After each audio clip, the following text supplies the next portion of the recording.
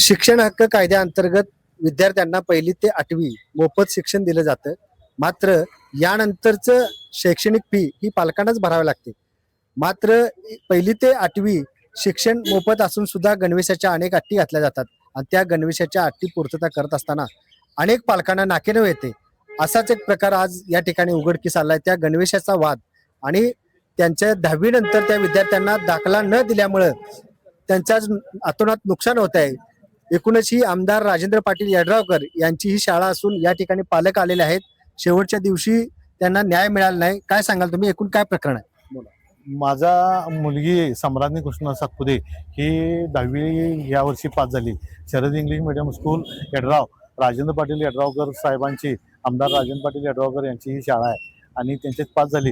परंतु तिला वेळोवेळी आम्ही म्हणजे ते मुख्याध्यापकांनी त्यांना विनंती केली मार्कलिस्ट आणि LC द्यावा म्हणून, तरी सुद्धा आज सगळ्यात त्यांनी आम्हाला दिलेले नाही. ते कोणतंच ऐकत नाहीत म्हणताना आम्हाला नाईलाज असतो आज जिल्हा शिक्षणाधिकारी माध्यमिक यांच्याकडे यावं लागलं. माध्यमिक शिक्षणाधिकारी यांच्याकडे आल्यानंतर सुद्धा या ठिकाणी त्यांना न्याय मिळाला नाही.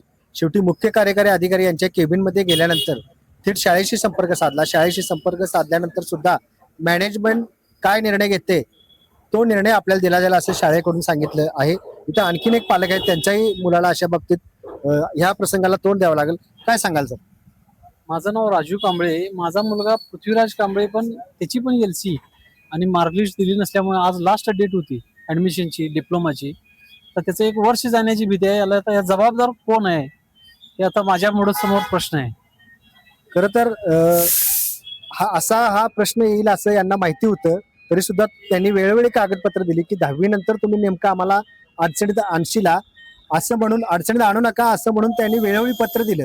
तुम्ही काय सांगाल की बाबा अचानक हे झालेलं आहे की तुम्ही शाळे व्यवस्थापनाला तुम्ही सावध केलं होतं? नाही, मी हे 2024ला मी त्यांना लेखी पत्र दिलेलं होतं की तुमची काय 9वी 10वीची जी काही फी आहे ती तुम्ही आम्हाला सांगा आणि आमचा मागचा काय जो हिशोब आहे तुम्ही आम्हाला गणवेश आणायला सांगून जी बिलं जमा करून घेतले त्याचे काय पैसे आहेत ते वजा करून घ्या आणि ही जी पैसे आहेत ते वजा करून काय फी असेल ते सांगा, आम्ही तुम्हाला द्यायला तयार आहे. आणि हे देऊन सुद्धा त्यांनी गेली 2 वर्ष आम्हाला काही उत्तर दिलेलं नाही.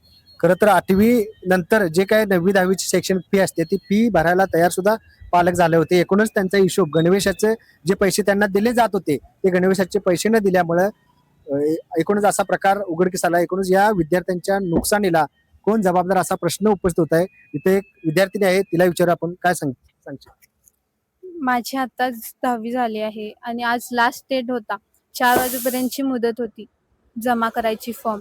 आता फॉर्म भरण्यासाठी LC जरुरी आहे. खरं आता ते LC देणं झाल्यात. आता 1 वर्ष माझं वाया जाईल काय ही जी मला चिंता लागलेली आहे.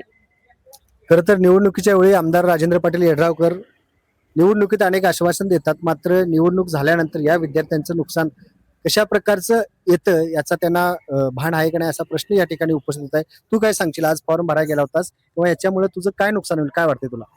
माझं 1 वर्ष तटल ह्या जी मला भीती आहे. कारण ते आम्ही मॅडमकडे गेलतो, तिने काही रिस्पॉन्स देणार. आम्ही इथं सकाळ वाजेपर्यंत बसलेलो तिथं, खरं काहीच तिने काय सांगणार. तिने फोन केली प्रिन्सिपल मॅडमांना, तिने पण काही रिस्पॉन्स देणं झाल्यात. ही जी मला चिंता लागली. एकूणच या झालेल्या नुकसानीला जबाबदार कोण? शाळेवर प्रशासन कारवाई करणार का असा प्रश्न उपस्थित होत आहे.